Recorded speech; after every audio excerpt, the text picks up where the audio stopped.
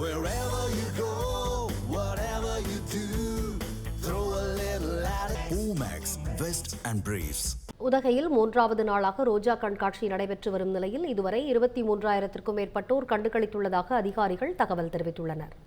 கூடுதல் தகவல்களை செய்தியாளர் ஜெகதீஷ் வழங்க கேட்கலாம். ஜெகதீஷ், சொல்லுங்க, உதகையில் ரோஜா கண்காட்சி நடைபெற்று வருது. கண்காட்சியை காண பல்லாயிரக்கணக்கான பேர் அங்கு குவிந்திருக்கிறார்கள். விவரங்கள் என்ன, விரிவாக வழங்கலாம். வணக்கம் ரம்யா. நீலகிரி மாவட்டமானது மலை மாவட்டம் என்பதால் குழு காலநிலை, அவ்வப்போது சாரல் மழையுடன் இதமான கோடை சீசன் தற்போது தொடங்கியுள்ளது. இந்த நிலையில் இந்த ஆண்டு சமவெளி பகுதியில் சுட்டெரிக்கும் வெயில் காரணமாக சுற்றுலா பயணிகள் வருகை என்பதும் உதகைக்கு நாள்தோறும் அதிகரித்து வரும் நிலையில் உதகைக்கு வரும் சுற்றுலா பயணிகளை மகிழ்விக்கும் பொருட்டு கோடை விழாவின் முதல் நிகழ்ச்சியாக 21வது ரோஜா கண்காட்சி கடந்த 14ஆம் தேதி துவங்கியது.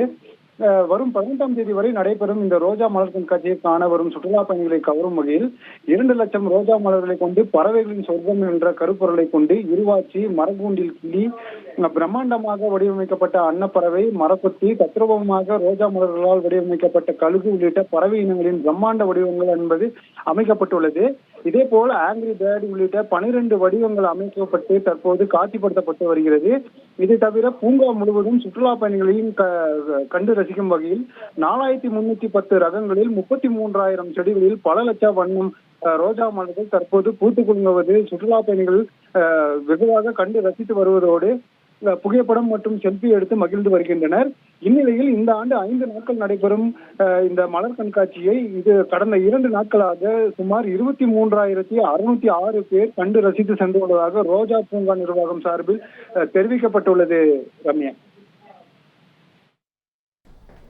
விவரங்களை வழங்கியமைக்கு நன்றி ஜெகதீஷ்.